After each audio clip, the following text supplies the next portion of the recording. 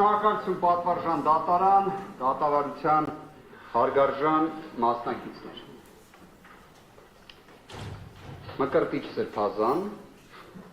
Արշակ Սրբազան, Բագրատ Սրբազան։ 3 սրբազաններ, պատվարժան դատարան, որոնց կալանքի որոշումները դուք եք կայացրել։ 3 սրբազանների։ Այլ դատավորներ եւս կայացրել են, բայց դուք այդ որոշումները կայացրել եք, բայց մեկ այլ որոշում չեք կայացրել։ Դուք սրբազանների կալանքը վերացնելու որոշում չեք կայացրել։ Ես իդեպ վստահ եմ, որ դուք պատվարժան դատարան հայ առաքելական Սուրբ եկեղեցու հետևորդ եք։ Ես այդ հարցը ձեզ չեմ տվել, բայց ես դրա համոզմունք ունեմ։ Ես ունեմ համոզմունք, որ դուք ունեք ներքին տառապանք։ Ես ունեմ համոզմունք, որ դատակազմերը ևս ունեն ներքին տառապանք։ Ես դրան եթե չհավատամ, ես ինքս իմ արժեհամակարգի, իմ հասարակության նկատմամբ պատկերացումների հետ հակասության մեջ կմտնեմ։ Տառապանքը մարդու համար է, այո։ Իդեպ տառապանքի մեջ գտնվող մարդիկ ունենում են ցանկություն հանդիպելու սրբազանի եւ դիմելու սրբազանին Աստված օգնական։ Իդեպ այդ բառերը ասելով մարդիկ որոշակի հոգեվոր սնունդ են ստանում։ Գիտեմ, բոլորիս հետ եղել է, այստեղ ներկաները բոլորն են հայ առաքելական Սուրբ եկեղեցու հետևորդների։ Եվ երբ տեսնում են սրբազանի եւ դիմում են Աստված օգնական, դրանով տառապանքից փորձ են անում ազատվելու, մեղմացնելու։ Պատվարժան դատարան, վստահ եմ, երբ դուք ժամանակին որոշում եք կայացրել դառնալու դատավոր, չեմ կարծում, որ երբևէ ձեր մեջ անցկացրել եք այդ հնարավոր իրավիճակը, որ դուք հենց լինելու եք թվով 3 սրբազանների, ում տեսնելիս դիմելու եք Աստված օգնական, իրենց ազատությունից զրկողի դերում եք հանդես գալու։ Վստահ եմ, դուք այդպես չեք պատկերացրել։ Ես գիտեմ պատվարժան դատարան, որ հիմա դիրքորոշումը ներկայացնելով մենք անհավասար պայմաններում ենք, որովհետև ես ունեմ դիրքորոշում ներկայացնելու ազատություն, դուք ոչ։ Բայց ի տարբերություն ինձ եւ իմ գործընկերների դուք ունեք բացառիկ լիազորություն։ Լիազորություն արդարադատություն իրականացնելու։ Լիազորություն տառապանքը դադարեցնելու։ Գործընկերս ճիշտ բան ասաց։ Այդ տառապանքը միայն ձերը ու դատախազներինը չէ։ Դա իսկապես բոլորիս տառապանքն է։ Որովհետև եթե որպես իրավաբան սթափ հարց հնչեր օրինակ Սրբազանից, իդեպ կարելի ասել ինչ որ իմաստով Բագրատ Սրբազանը երևի թե մեզ համար է նաև եւ ոչ միայն իր դիրքորոշումը ձևակերպել այնպես, որ ինչ որտեղ երևի թե դատախազներին եւ դատարանին հեշտ լինի որոշում կայացնել։ Որովհետեւ եթե սթափ տիրույթում փորձում ենք դիտարկել ոնց կարող է այս գործով կալանքը լինել որպես խափաման միջոց, չենք կարող պատասխան գտնել։ Այդ ժամանակ ստիպված պետք է կասկածի տակ դնենք իրավունքն ու օրենքը։ Իսկ դրա հետևանքները կարծում եմ որևէ մեկի կողմից ընդունելի չեն լինի։ Պատվարժան դատարան, հարգարժան հանրային մեղադրողներ, այն որ իսկապես մենք սլանում ենք դեպի իրավական ժխտողականություն, դա կարծում եմ փաստ է, որտեղ մենք հիմա դիրքորոշում ենք ներկայացնում, երևի 2 տարի առաջ օրինակ մեկին մեր հայրենակիցներից պայմանական, կամայականորեն որևէ մեկին պատմեինք, ասենք ուրեմն 2026 թվականի փետրվարի 19-ին լինելու ենք դատարանում, Ֆարխոյանի նախագահությամբ, խոսելու ենք նրա մասին, որ Բագրատ Սրբազանի կալանքը վերացվի, ու այդ ընթացքում էլ հայ առաքելական Սուրբ եկեղեցու առաջնորդի վեհապար հայրապետի նկատմամբ է կա հարուցված քրեական հետապնդում կարգալույծ անելու թեմայով։ Այս դեպքում ում պատմեն, երևի կարծեն Ավանի հոգեբուժարանա պետք գնալ եւ այլն եւ այլն։ Բայց հիմա սա այն իրականությունն է, որում գտնվում ենք։ Արդյոք Բագրատ Սրբազանի խափաման միջոցը փոխելով այս ապօրինությունների շղթան, քաղաքական հետապնդումների շղթան կդադարեցի։ Ոչ պատվարժան դատարան չի դադարեցի, որտեղ սա է մեր առօրյա իրականությունը։ Բայց դուք պարտավոր եք այս կալանքը վերացնել։ Դուք պարտավոր եք ուղղել։ Դուք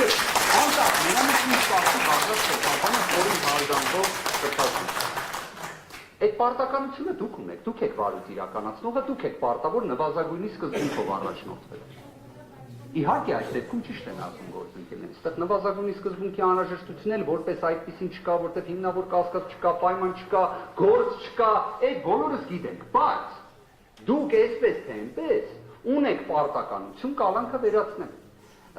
Որոշակի իմաստով մեր հանրության համար էլ որ բարձ լինի, քանի որ դատախազը շատ կարճ անդրադարձ կատարեց։ Վերաքննիչ քրեական դատարանը ավելի մարդկային լեզվով ասած այս 6 ամսվա ընթացքում մի քանի դատական ակտերով առանձնացնեմ դատավոր Պապոյանի եւ Ռշտունու որոշումները, ձեզ են դիմում պատվարժան դատարան, մեզ չեն դիմում ոչ էլ դատախազներին։ Պապոյանի կողմից երկու ռիսկերից մեկի մասով խոչընդոտելու ռիսկի ընդգծվեց, որ քանի որ դրանք գաղտնալսումներ են առավելապես եւ այլն, դրանց միջամտելու հնարավորություն չկա, բայց կա դեռևս նոր անցանք կատարելու ռիսկի հետ կապված որոշակի մտահոգություն։ Հիմա Ռշտունին էլ ասեց նոր անցանք կատարելու մտահոգությունը այն աստիճան ցածր է, որ փաստացի գոյություն չունի։ Դրան ինչ է հաջորդում։ Առաջինատյանի դատարանի կողմից խափանման միջոցի վերանայում։ Այսինքն ինչ որ իմաստով երևի թե վերաքննիչ դատարանը ցանկացել է, որ Բագրատ Սրբազանի խափանման միջոցը վերածվի հենց դատավոր Ֆարխոյանի կողմից։ Միգուցե նաև հենց նրա համար, որ դատավոր Ֆարխոյանը բացառապես կալանավորել է սրբազանների, բայց որևէ սրբազանի կալանք չի վերացրել։ Միգուցե հենց սա է ճակատագրի, տրամաբանության, ողջամտության հուշումը։ Այս գործով իհարկե աստղերի մասին խոսում են այլ իմաստով, բայց միգուցե իսկապես պատվարժան դատարան։ Սա ուրիշ աստղերի դասավորումն է։ Նենց է դասավորվել այդ ամենը, որ դուք պետք է վերացնեք։ Ես օրինակ այդպես եմ այս ամենը տեսնում։ Իրեք վստահ եմ, դուք իմ հետ համակարգում։ Դա կարծես թե որ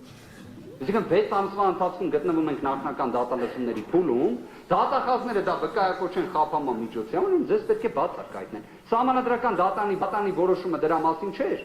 որ դատարանը ինքը գտնվելով դատաքննության փուլում պետք է ջանասիրություն հենց ինքը իր կողմից գնահատի։ Բայց եթե դուք դա եք վկայակոչում որպես կալանքի չփոփոխելու հիմք, բացառկայտնեք դատավորին։ Կամ պատվարժան դատարանը դուք ինքներս սեփական նախաձեռնությամբ կարող եք բացառկայտնել, ասել ես կալանքը չեմ փոխում, բայց որովհետև ես ստացվում է նախնական դատալսումների փուլում եմ դեռ 6 ամսվա ընթացքում։ Եթե դա է պատճառը, բացառկայտնեք։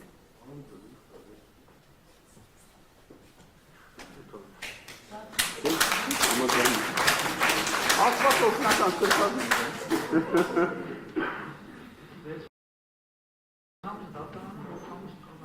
Ես իդեպ դատարանի վարույթի հետ կապված եմ ասում։ Բոլոր դեպքերում պատվարժան դատարան պատասխանատվությունը իհարկե ձեր տիրույթում է։ Այս մթնոլորտի ամենադժվար հատվածը վերաբերելի է դատարաններին։ Թիրախում գտնվում են դատավորները։ Բայց որևէ մեկը երբեք չի ասել, որ դատավորի աշխատանքը դա պարզապես հանրային ծառայության տեսակ է։ Դատավորի պաշտոնը, կարգավիճակը դա առաքելություն է։ Դուք կամ կարող եք այդ առաքելությունը կատարել կամ ոչ։ Այս գործը դասական իմաստով ապացուցել է, որ այստեղ կալանքը աբսուրդ է։ Համաչափությանը չի համապատասխանում, անհրաժեշտությանը չի համապատասխանում, որովհետև ես շատ լավ հիշում եմ 25 թվականի օգոստոս ամիսը։ Դատախազները բոլորի վերաբերյալ պնդում էին, որ պետք է լինի կալանքը որպես խափանման միջոց։ Դուք էլ բացառությամբ մեկ անձի բոլորի նկատմամբ ընտրում եք կալանքը որպես խափանման միջոց։ Դուք ձեր որոշման մասին եք խոսում։ Բայց կյանքը ցույց տվեց, որ դուք սխալվել եք։ Դատախազներն էլ էին սխալվել։ Հիմա տենց ո՞նց է ստացվում, այսինքն բոլորը կարող են պատշաճ վարքագիծ դրսևորել, բոլորը, բայց սրբազանը չի կարող։ Ախր անկեղծ, մենք իրավական ողջամտություն պետք է ունենանք։ Խորին հարգանքով իմ ընկերոջ նկատմամբ Արթուր Սարգսյանը։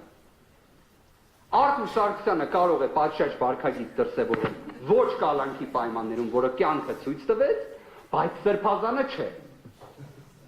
Այստեղ ռիսկերը շատ բարձր են, որտեղ անձնական հաջողությունները սրբազան են։ Դա մենք ողջամտության տիրույթում լինենք։ Միանում եմ գործընկերներից դիրքորոշմանը, բայց միաժամանակ արձանագրում եմ պատվարժան դատարանում։ Ինչ դիրքորոշում էլ ներկայացնեն գործընկերները, այդ թվում Բագրատ Սրբազանը, դուք ունեք պարտականություն նվազագույնի սկզբունքով առաջնորդվելու խափանման միջոցի հարցը լուծելու շրջանակներում։ Դա ձեր պարտականությունն է, ոչ թե մեր ցանկությունն է կամ մեր միջնորդության հարցն է, այլ ձեր պարտականությունն է։ Շնորհակալ եմ։